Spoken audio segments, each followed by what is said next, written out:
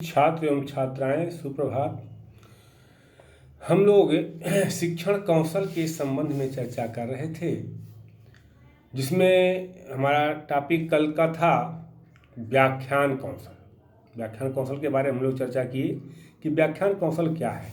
व्याख्यान कौशल के माध्यम से शिक्षक पाठ्य सामग्री को छात्रों के सम्मुख कम समय में अपने अधिक से अधिक सामग्री को प्रस्तुत कर सकता है।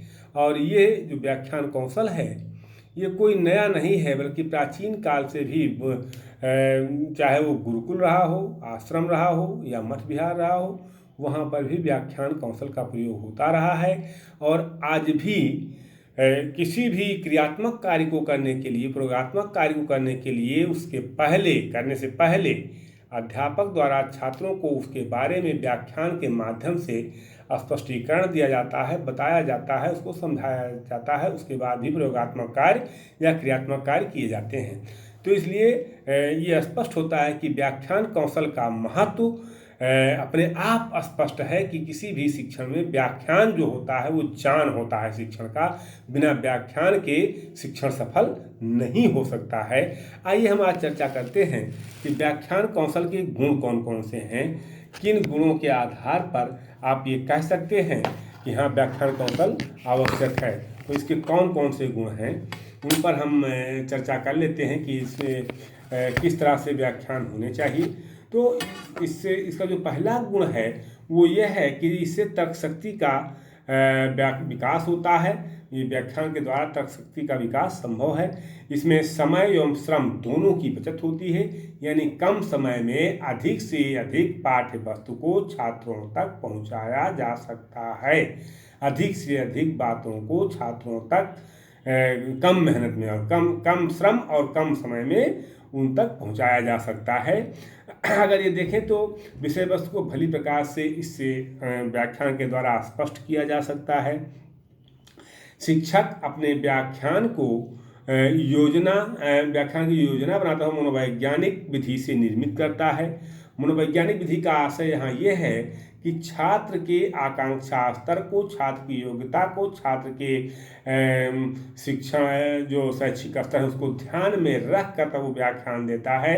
विवेकानंद ने भी ये बात कही है कि सही माने में शिक्षक वही है जो छात्रों के स्तर पर शिक्षण कार्य करे। और छात्रों के स्तर पर शिक्षण कार्य करने का आशय यहाँ ये है कि छात्रों के बारे में आप जानकारी प्राप्त कर लें। रूसो की इस बात को यहाँ आपको कोट करना होगा कि बालक वह पुस्तक है जिसके प्रत्येक पृष्ठ को पढ़ना अध्यापक के लिए अनिवार्य है। तो बालक वह पुस्तक है, इसका आशय ये है कि बालक के रुचियों को जानिए, योग्यताओं को जानिए, क्षमताओं को जानिए, उसके आकांक्षा स्तर को जानिए, उसकी आवृत्ति को जानिए और बालक क्या सीखना चाहता है और कितना सीखा हुआ है, उसके पूर्व ज्ञान को जानिए और तब आप व्याख्यान दीजिए तो आपका व्याख्यान सफल रहेगा।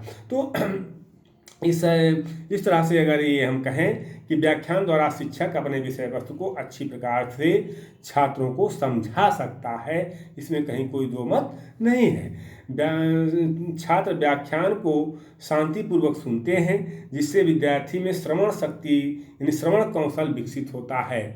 अगर यही आप देखें तो वर्तमान समय में समस्या समाधान विधि, योजना विधि, दत्त कार्य विधि आदि पर बहुत जोर दिया जा रहा है, परंतु इन विधियों के सफल क्रियान्वयन में व्याख्यान विधि की आवश्यकता पड़ती है। आपको प्रयोग योजना विधि बताना है तो व्याख्यान द्वारा ही तो बताएंगे कि ऐसे ऐसे करना है इसको। आपको समस्या समाधान विधि के बारे में बताना पड़ेगा तो व्याख्यान द्वारा ही बताएंगे तो समस्या समाधान विधि बालक जानेगा। आपको दत्त कार्य विधि, जो दत्त कार्य आप देते हैं जिसको असाइनमेंट बोलते हैं, देते हैं तो उसको बताएंगे बच्चों को, आपको लिख रहे हैं। तो व्याख्यान तो आवश्यक है ही। बिना व्याख्यान के आप शब्द को बच्चों पाठ्य वस्तु को बच्चों के सम्मुख प्रस्तुत नहीं कर सकते हैं उतने प्रभावशाली ढंग से। तो पाठ्यपुस्तक के कठिन एवं जटिल तथ्यों को व्याख्यान के द्वारा सरलता से प्रस्तुत किया जाता है। मैंने आपको चार बातें बताई थी कि शिक्षक के 4 गुण होते हैं, जिसमें होता है कि सौम्यता होती है, शिष्टता होती है, नहीं जैसे कुर्सी के 4 पाए होते हैं, इस तरह से 4 गुण जो हमने बताया था कि समता, ममता, क्षमता और नम्रता। अगर ये चीज़ें हैं शिक्षक में तो शिक्षक अपने कार्य में सफल रहेगा। तो एक तो चीज़ ये हो जाता है। अगर आप इसमें देखें तो इसमें शिक्षक व शिक्षार्थी दोनों ही भाषण के बीच प्रश्नोत्तर द्वारा सक्रिय रहते हैं। जैसे हम कोई चीज़ आपको बता रहे हैं विद्यार्थियों को, तो विद्यार्थी प्रश्न भी करता है, तो दोनों सक्रिय रहते हैं। ये इसकी जो है वो लाभ हैं इसके। लेकिन जहाँ कुछ लाभ होता है वहाँ कुछ हानियाँ भी होती हैं। तो व्याख्यान विधि की हानियाँ क्या हैं, उस पर भी चर्चा कर लेते हैं। इसके दोष क्या हैं, इसकी कमियाँ क्या हैं। यह प्राकृतिक विधि नहीं है, प्रायः अपरिपक्व भाषणकर्ता भाषण करते समय छात्रों को कक्षा में केवल श्रोता मात्र बना देता है। यानी ऐसे शिक्षक जो केवल भाषण दे करके बच्चों को श्रोता मात्र बना देते हैं, अंतःक्रिया नहीं होता है, यानी ऐसा भाषणकर्ता भाषण देता रहता है और छात्र निष्क्रिय श्रोता बना बैठा रहता है, वो गलत है। बीच में छात्र छात्र अंतःक्रिया और छात्र अध्यापक अंतःक्रिया होती रहे तो व्याख्यान विधि सफल मानी जाती है। इस विधि को से प्राप्त ज्ञान अस्थायी नहीं होता है। अगर छात्र केवल श्रोता बन के सुनता रहेगा तो इस विधि के द्वारा जो ज्ञान दिया जाता है अध्यापक के द्वारा वो अस्थायी नहीं होता है। और छोटी कक्षाओं में तो ये एकदम अनुपयुक्त है, ये छोटी कक्षाओं के लिए उपयुक्त है ही नहीं। ये इसमें छात्रों को मौलिक चिंतन हित कोई अवसर नहीं मिलते हैं। अकुशल अध्यापक की कक्षा में ये विधि अनुशासनहीनता की स्थिति पैदा कर देती है। अगर शिक्षक कुशल है तो ठीक है, अगर अकुशल शिक्षक है तो उसके कक्षा में अनुशासनहीनता उत्पन्न हो जाएगी। अपना भाषण देता रहता है, छात्र बात करते रहते हैं, तो ऐसे नहीं होना चाहिए। इस विधि से करके सीखना, learning by doing by learning जो कॉन्सेप्ट है या अनुभव द्वारा सीखने के सिद्धांतों की पूर्ण रूपेण अवहेलना होती है। तो इस तरह से अगर ये कहा जाए तो इसकी कुछ कमियां हैं, लेकिन इन कमियों को अगर नज़रअंदाज कर दिया जाए, इसमें सुधार कर दिया जाए थोड़ा सा, तो ये सबसे अच्छा कौशल माना जाता है और इससे शिक्षण को प्रभावी बनाया जा सकता है। अब व्याख्यान को प्रभावी बनाने के कौन से सुझाव हैं वो हम देख लेते हैं, कैसे इसको प्रभावी बनाए हम। व्याख्यान यदि अधिक प्रभावी बनाना है तो शिक्षक को अपने मस्तिष्क में कुछ बातों को ध्यान में रखना होता है। जैसे व्याख्यान से पूर्व शिक्षक को उसकी सुनिश्चित एवं सुव्यवस्थित उद्देश्यों के क्रम में योजना अवश्य बना लेनी चाहिए कि हमको क्या क्या बोलना है, कब कौन सा टॉपिक बोलना है, कब कैसे बोलना है, ये योजना होना चाहिए। तब व्याख्यान स्पष्ट, बोधगम्य और प्रभावी होगा। शिक्षक को व्याख्यान छात्रों के स्तर के अनुकूल देना चाहिए। छात्र है कक्षा 6 का, 7 का, 8 का, 9 का, आप व्याख्यान दे रहे हैं BA MA PG स्तर का, वो प्रभावी नहीं होगा। वो यहाँ अभी हमने बताया जो आपको कि सही माने में शिक्षक वो हो जो अध्यापकों के स्तर पर आकर शिक्षण कार्य करे, यानी छात्रों के स्तर को ध्यान में रख के व्याख्यान दीजिए, उनके अनुकूल व्याख्यान दीजिए, तो आपका व्याख्यान सफल रहेगा और छात्र सीख पाएगा। शिक्षक को अपने व्याख्यान को प्रभावी बनाने हेतु पाठ्य वस्तु पर आधारित बोलना चाहिए, अर्थात टू द पॉइंट, मैंने अनर्गल बातें नहीं करनी चाहिए। तमाम अध्यापक अनर्गल बातें करते हैं, वो नहीं होना चाहिए। टू द पॉइंट आप टॉपिक पे चर्चा कीजिए, व्याख्यान सफल रहेगा। अगर आप वास्तव में देखें तो शिक्षक को अपने व्याख्यान को रोचक एवं प्रभावी बनाने के लिए आवश्यकता के अनुसार उदाहरणों को, दृष्टांतों को या व्यवहारिक जीवन की घटनाओं को, प्रसंगों को, शिक्षण सहायक सामग्री का प्रयोग करते रहना चाहिए। हम खुद तमाम, मान लीजिए हम पढ़ा रहे हैं आपको जो है मूल्य शिक्षा, तो मूल्यों की बात हम रामायण से, रामचरितमानस से कैसे मूल्य हुआ करते थे, समाज से कैसे मूल्यों की रक्षा लोग करते हैं, इन सब बातों का उदाहरण देते रहते हैं। तो ऐसे ही अध्यापक को दृष्टांतों के द्वारा, दृष्टांत कौशल का प्रयोग करते हुए उदाहरणों के द्वारा उसको पुष्ट करना चाहिए और प्रभावी बनाना चाहिए।